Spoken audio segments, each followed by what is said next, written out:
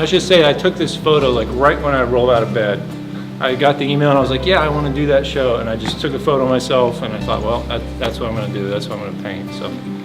So I was really thinking about this idea of like physical versus digital space with Doug's work, how that kind of changes the way we think about ourselves. For example, on Facebook or Snapchat, that's probably not going to be an aspect of you that you share. And this is a kind of new thing, I think, that we have different versions of ourselves that are alive in different arenas at the same time, which is very different, than when I think about self-portraiture, I think about a Van Gogh.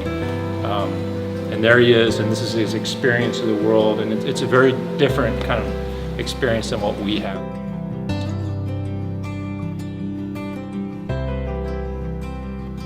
I wanted to say something a little more.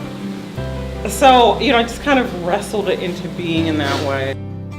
The gold on top is sort of like this personal story in my life. And then I wanted something that kind of cascaded down the wall.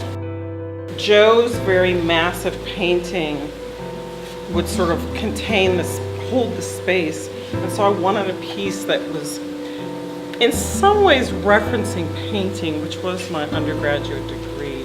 So this sort of sense of the mammoth being made, these small pieces, which is a technique here too.